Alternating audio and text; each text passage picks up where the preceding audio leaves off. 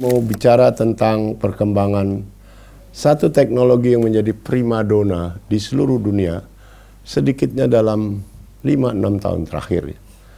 Apalagi kalau bukan artificial intelligence. Artificial intelligence sendiri sebetulnya sebagai istilah dia sudah muncul tahun 50-an. Yang sebenarnya bibit-bibitnya sudah digunakan misalnya oleh Alan Turing ya untuk memecahkan kode dari pesan-pesan rahasia tentara Nazi Jerman, dan Alan Turing dikenal sebagai bapak komputer ya karena dia bikin itu, tetapi kemudian tidak berkembang artificial intelligence ini atau kecerdasan buatan ini. Lalu tiba-tiba mungkin ya di tahun 2000-an, 5-6 tahun terakhir tiba-tiba muncul di beberapa perusahaan membuat itu. Yang paling menonjol pada periode ini adalah perusahaan namanya OpenAI, satu perusahaan yang dipimpin oleh anak muda namanya Sam Altman, dan membuat sesuatu yang sangat menggemparkan, yaitu ChatGPT atau chatbot. Anda semua sudah tahu itu, yang dimulai baru pada bulan November tahun 2022, dan waktu itu baru menggunakan kabarnya kira-kira 100 miliar patokan gitu ya, parameter untuk memungkinkan chatbot ini berjalan. Karena dia chatbot, dan sekarang hanya dalam waktu singkat, saya duga sudah triliunan parameternya, sehingga praktis Anda ngomong tentang apapun yang Anda ketahui dan Anda tidak ketahui, dia bisa memberi jawaban. Sudah makin jelas sekarang, dia bikin cerita sendiri, bikin skenario film, bikin cerita pendek, bikin novel, bikin pidato presiden manapun. Semuanya dilakukan dalam hitungan detik, bukan lagi menit atau jam. Lalu di luar OpenAI ada juga Google, pemain lama di bidang digital, merasa tertinggal lalu bikin Gemini namanya, udah jadi juga. Dan kabarnya mereka menumpahkan ratusan miliar dolar untuk ini.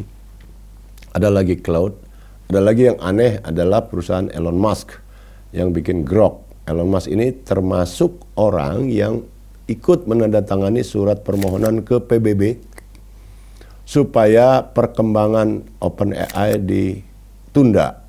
Karena waktu itu mau bikin generasi kelima, lalu ditunda. Dan OpenAI menuruti perintah PBB itu, ditunda. Tetapi saya duga, saudara, dia tetap membuat versi 5 itu, cuman tidak disebutnya versi 5 waktu itu. Jadi versinya versi 4, ya generasi keempat, tapi kemampuannya udah generasi kelima. Dan sekarang itu kayaknya udah dilupakan semua. Sekarang ChatGPT udah generasi kelima secara resmi. Jadi udah nggak ada hambatan apapun. Nah, yang jadi soal juga, saudara, kalau orang ngomong artificial intelligence, biasanya orang tertuju pada ChatGPT atau Gemini atau DeepSeek di Cina yang bikin versinya sendiri, yang katanya lebih murah dan sebagainya. Tetapi yang paling populer sampai sekarang masih ChatGPT. Dan orang cenderung menganggap bahwa manifestasi dari artificial intelligence itu hanya berupa chatbot. Padahal jauh lebih besar dari itu. Chatbot hanya salah satu saja yang betulan populer dan menyangkut orang banyak ya, karena menyangkut informasi. Sehingga juga misalnya search engine seperti Google benar-benar mulai khawatir, karena orang tidak perlu lagi bertanya ke Google. Karena pertanyaan Google ternyata tidak praktis kan. Kalau Anda tanya, maka dia sediakan sekian ratus atau sekian ribu alternatif jawaban, diarahkan ke website masing-masing. Nah misalnya tanya tentang suatu judul film misalnya, lalu dia kemukakan ratusan website. Lalu orang harus kerja lagi, milih lagi. Dengan ChatGPT atau chatbot yang berbasis AI ini, itu tidak terjadi. Kita nanya apa saja langsung dijawab pinpoint, jelas soal itu saja. Jadi sangat praktis dan sangat menghemat waktu. Makanya dia cepat sekali populer. Tapi di luar itu sebetulnya ada video kan, ada Midjourney, ada DALL-E yang bisa bikin video, bisa bikin deep fake ya. Jadi kalau hati-hati sekarang kalau Anda lihat misalnya seorang presiden manapun pidato gitu, belum tentu asli itu. Itu bikinan orang dan suaranya sama, gerak bibirnya sama dengan suaranya, seolah-olah jadi asli betul. Dan kalau Anda mau tahu lebih jauh, ada beberapa tahun yang lalu di forum TED ada ahli keturunan Thailand, ahli deepfake, dan dia membuka rahasianya dan dia menyajikan prospek-prospeknya yang secara umum agak mengerikan karena bisa memalsu begitu dalam. Ya. Masih bisa dilihat sampai sekarang. Nah, di luar itu penggunaan atau pemanfaatan AI ini praktis di semua bidang kehidupan umat manusia sebetulnya.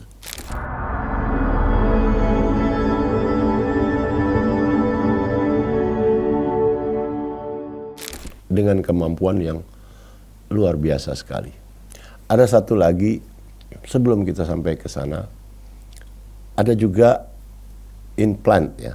Jadi sekarang ada beberapa perusahaan yang memang mau menciptakan otak baru ya, atau ruh baru. Ya. Google itu diam-diam punya anak perusahaan namanya Calico, yang mission statementnya sederhana, to overcome death. Jadi mau bikin hidup abadi. Lalu ada perusahaan Elon Musk lagi namanya Neuralink, itu juga mau menanam otak tambahan ke dalam otak manusia, sehingga yang terjadi seperti di film-film science fiction yang namanya cyborg itu benar-benar ada, dan yang akan dituju terakhir adalah yang disebut transhuman. Jadi diri manusia ini sudah gabungan antara organ biologis dan organ teknologis. Jadi Anda bisa bayangkan itu dahsyatnya. Dan ini perkara yang bukan ngawang-ngawang dan nanti entah kapan. Ini dalam hitungan tahun. Ya, beberapa analis, beberapa ahli ramal yang terkenal, misalnya orang seperti Ray Kurzweil, itu menduga paling lambat tahun 2045 ini benar-benar terjadi dan mungkin agak massal. Saya kira dalam beberapa tahun ke depan sudah ada prototipnya bisa. Cuma masalahnya nanti hanya orang-orang kaya yang bisa. Karena masih mahal sekali. Semua benda teknologi begitu kan. Anda handphone yang Anda pegang sekarang itu 20-25 tahun yang lalu hanya anak orang kaya yang bisa. Sekarang semua orang bisa beli. Jadi sifat teknologi yang kemudian massal itu memang seperti itu. Nah ini juga begitu. Jadi bisa nanti murah sekali dan praktis hampir semua orang di dunia ini asal punya cukup duit yang lumayan bisa menjadikan dirinya cyborg atau transhuman yang kemampuannya mungkin jutaan kali lipat daripada manusia yang kita kenal sekarang ini atau diri kita sekarang ini. Karena itu sesuatu yang mudah sekali dipahami atau diketahui ya. Misalnya sajalah ya handphone kita, misalnya handphone saya itu punya kira-kira 3.000 nomor telepon. Saya hampir satu pun tidak ingat, tidak hafal. Tetapi handphone saya hafal, ingat. Kita tinggal panggil namanya siapa, pasti keluar saat itu juga nomornya. Nah itu sekarang bayangkan kalau perangkatnya itu ditanam di otak biologis kita. Jadi sebenarnya kerja otak kita diambil alih oleh teknologi itu.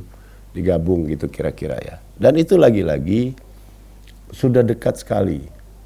Karena ada satu tim peneliti di Universitas MIT, California kalau nggak salah. Ya, California. Itu hampir 10 tahun yang lalu sudah, 7-8 tahun lalu lah. Itu sudah bisa membuat saraf buatan. Jadi kepala kita dibor katanya kira-kira 8 mili untuk memasukkan saraf-saraf buatan itu, kabel-kabel yang halus sekali, udah dicoba dan otak kita tidak bisa membacanya, tidak bisa mengetahui bahwa itu adalah saraf palsu. Itu ya.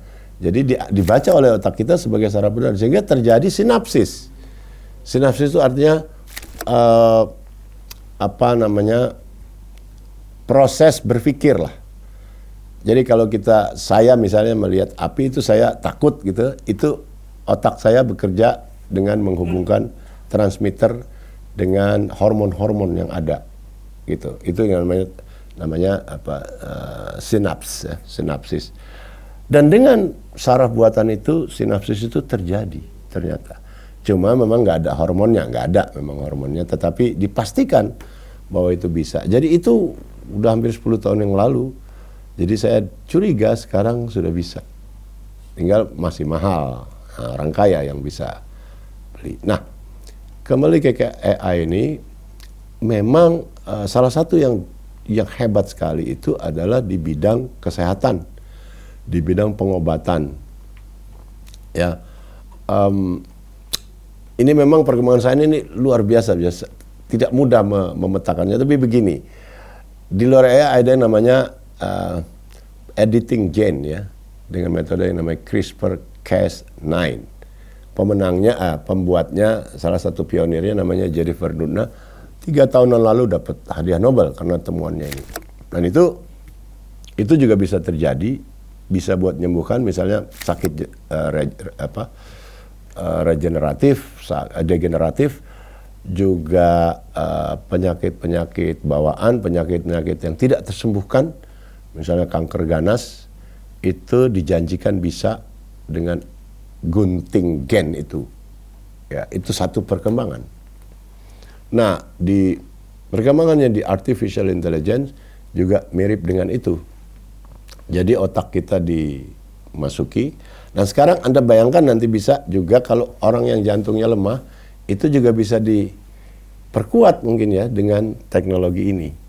Semuanya bisa dan ujung-ujungnya manusia akan hidup abadi, bisa katakan.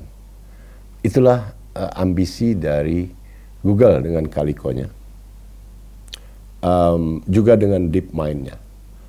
DeepMind terutama ya. Nah, DeepMind ini menarik, ini kita perlu bahas. DeepMind ini dibikin oleh 2-3 anak muda, salah satu yang menonjol ada Demis Hassabis, namanya orang Inggris, keturunan Yunani. Tahun lalu atau 2 tahun lalu dia dapat Nobel di bidang kimia. Karena dia mendesain satu artificial intelligence yang bisa sejauh ini sudah bisa menetapkan atau memahami anatomi dan struktur protein dari lebih dari 200 juta macam protein. Dapat Nobel dia dari situ untuk kimia, padahal dia bukan ahli kimia, dia ahli teknologinya gitu. Jadi hebat sekali. Nah Google namanya itu AlphaFold sekarang. Versi awalnya disebut AlphaGo.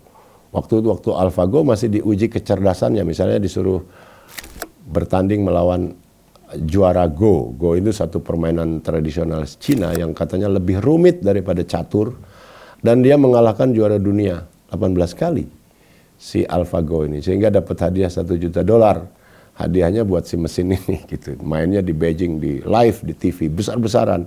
Cuma kita jarang sekali dengar di sini, padahal di sana luar biasa, itu peristiwa besar. Sehingga yang dikalahkan tuh namanya Lee Sedol, orang Korea.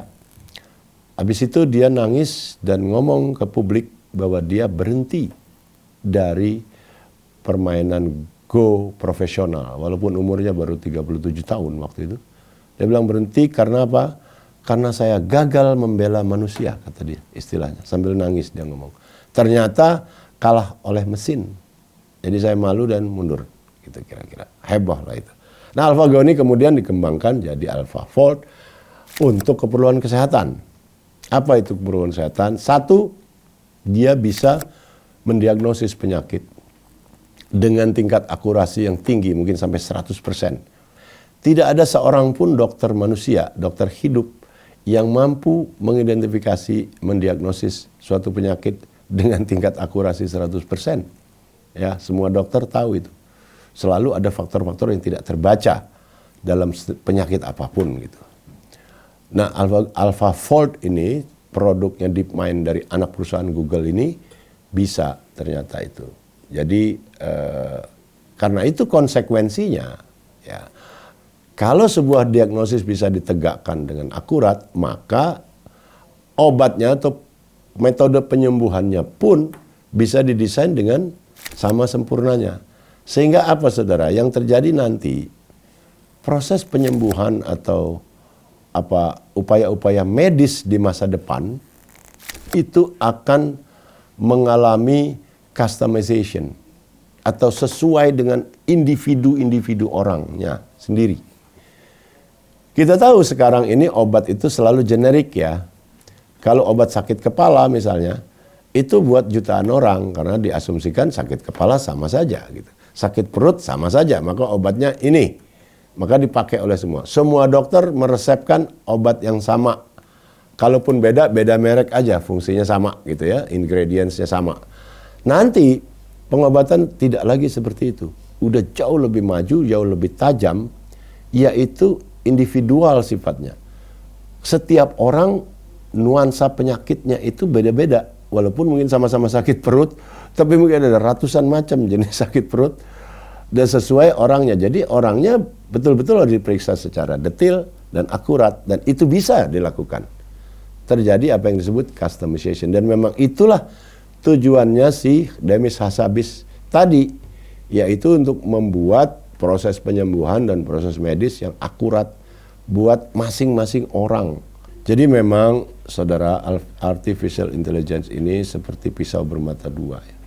Manfaatnya besar sekali buat umat manusia, tetapi hal yang mengerikan juga besar sekali dampaknya. Beberapa ahli bahkan pelakunya sendiri, pemain di bidang ini secara teknis, itu juga menyuarakan kekhawatiran yang luar biasa. Dan mereka merasa ya tidak bisa berdaya apa-apa karena memang ini seperti sudah hidup sendiri gitu.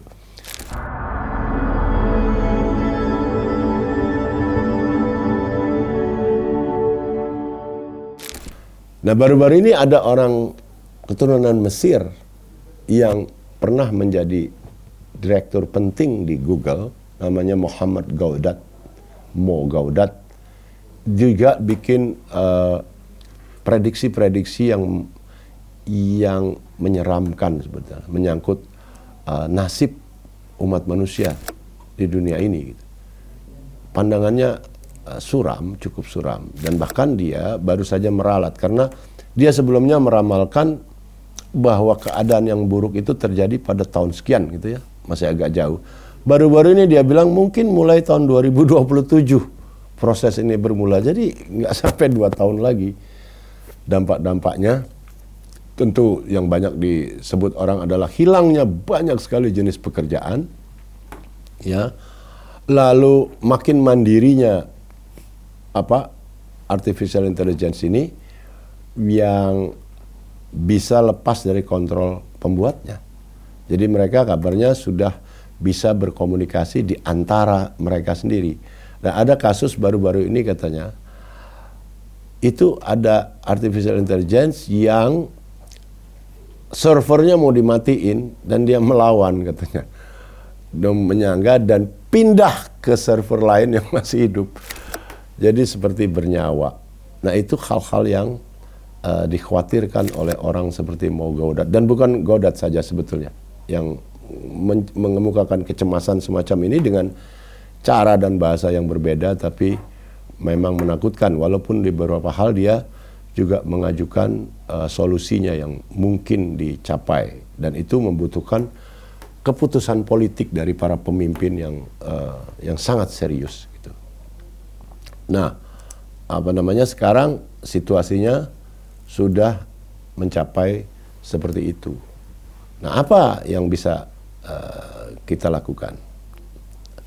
Khusus untuk Indonesia, saya kira tidak banyak yang bisa dilakukan. Dan yang udah jelas aja, saya kira percakapan tentang itu di media sosial atau di kalangan para petinggi negara ini juga hampir-hampir tidak ada. Kita seperti tidak tahu menahu itu, walaupun perkembangannya sudah luar biasa sekali, ya. Tapi kita sunyi senyap dari percakapan tentang itu. Dan para ilmuwannya juga hampir tidak mengatakan itu. Para ilmuwan yang bekerja di BRIN misalnya, Badan Riset dan Inovasi Nasional itu, yang mestinya juga bicara tentang ini, kita nyaris tidak pernah mendengarnya dari mereka.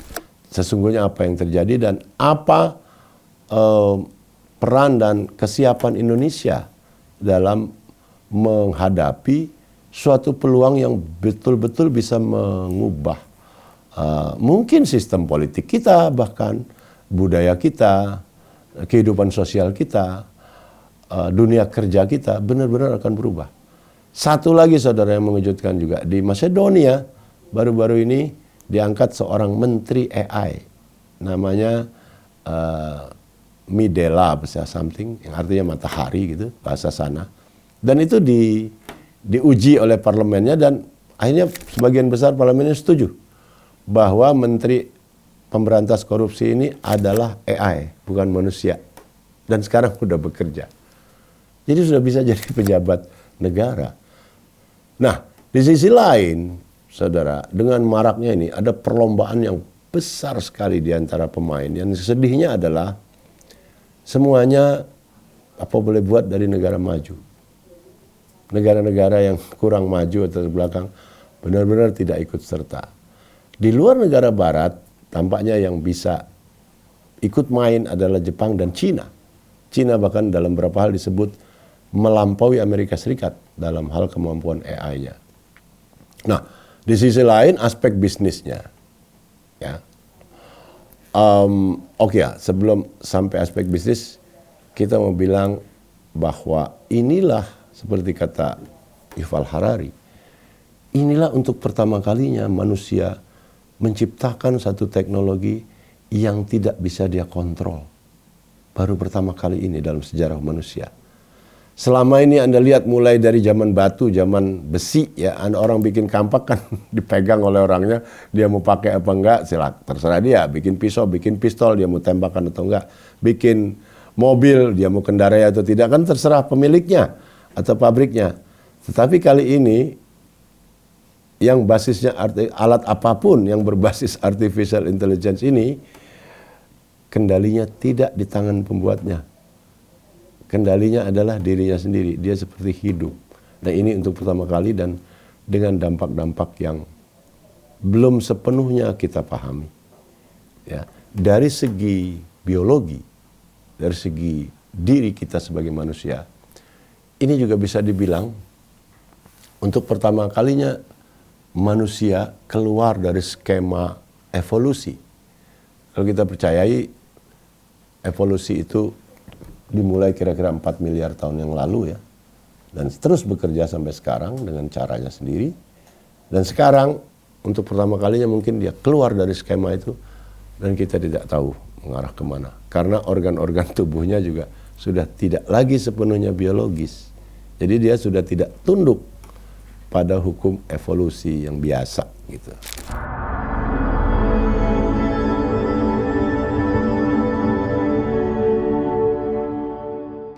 Nah, oke, akhirnya soal bisnisnya. Karena begini maraknya, maka bisnis penyertanya, khususnya dalam hal ini chip yang menggerakkan artificial intelligence ini menjadi besar sekali dan kaya sekali. Saudara, tahun lalu itu perusahaan Apple itu menggemparkan karena mencapai valuasi 4 triliun dolar. Ini suatu angka yang besar sekali, yang jauh lebih kaya daripada perusahaan-perusahaan minyak misalnya yang di masa lalu itu benar-benar yang paling kaya di dunia ini. Tiba-tiba dikalahkan oleh perusahaan teknologi seperti Apple. Dan tahun ini lebih mengejutkan lagi. Perusahaan yang namanya Nvidia itu yang beberapa bulan lalu pendirinya datang ke Jakarta, itu sekarang nilai perusahaannya 5 triliun dolar. Belum pernah ada di dalam dunia ini orang punya kekayaan atau nilai perusahaan sebesar itu. Kenapa? Karena dia menciptakan desain chip yang baik sekali untuk menggerakkan artificial intelligence. Tanpa itu nggak bisa jalan artificial intelligence. Jadi dia jadi laris sekali dan dibutuhkan oleh semua pemain besar. Nah, begitulah kira-kira gambarannya. Saya tahu ini rumit sekali, saudara ya, tidak mudah dipahami. Karena itu, tapi apapun yang terjadi, ya menurut saya selayaknya pemerintah kita memberi perhatian pada aspek ini. Baik karena alasan negatifnya, maupun terutama karena alasan positifnya. Alasan positifnya juga banyak sekali yang bisa dikerjakan. Misalnya seperti yang dikembangkan negara lain itu ya, dalam pertanian misalnya. Dengan artificial intelligence ini maka setiap batang pohon atau setiap batang padi di sawah kita itu bisa diairi dengan jumlah yang persis. Tidak main siram semuanya gitu. Jadi banyak sekali manfaatnya dan saya kira sangat tidak bijaksana jika negara kita, para pemimpin kita, pemerintah kita tidak memberi perhatian pada munculnya atau pesatnya perkembangan teknologi yang luar biasa ini. Sekarang banyak sekali perusahaan baru di bidang ini ya yang tiba-tiba bernilai miliaran, puluhan miliar dolar. Sebagai contoh misalnya otak di balik OpenAI yang memproduksi ChatGPT itu adalah perempuan dari Albania, negara kecil sekali di Eropa. Namanya Mira Murati, umurnya mungkin sekarang 36, 37 gitu. Dia sebetulnya otaknya dan dia keluar dari OpenAI, dia bikin baru namanya Thinking Machine. Dalam waktu singkat dia bisa mengumpulkan 50 miliar dolar. Itu jumlah yang besar sekali. Dia baru saja berdiri perusahaannya dan karena para investor percaya bahwa orang ini akan bikin sesuatu yang hebat dan akan produknya akan laku dan dibutuhkan oleh umat manusia gitu kira-kira. Jadi memang luar biasa perkembangannya dan sekali lagi saya mohon pemerintah kita, parlemen kita, DPR, cobalah mulai memperhatikan perkembangan ini. Karena apa? Karena inilah faktor utama yang akan menentukan masa depan dunia ini. Dan karena itu juga menentukan nasib dan masa depan masing-masing negara yang ada di dunia ini. Jadi sangat salah kalau Indonesia tidak ikut cawe-cawe gitu loh, ikut perkembangannya dan kalau bisa sebisa-bisanya berpartisipasi atau mencoba memetik manfaat terbesar dari inovasi teknologi yang menakjubkan ini. Ya, Bapak Presiden, Bapak anggota DPR yang terhormat, para menteri-menteri yang terkait, mohonlah diadres isu ini. Kita berharap ini diurus gitu ya, dibahas, didiskusikan. Karena luar biasa sekali dampaknya bagi umat manusia, termasuk tentu saja manusia Indonesia.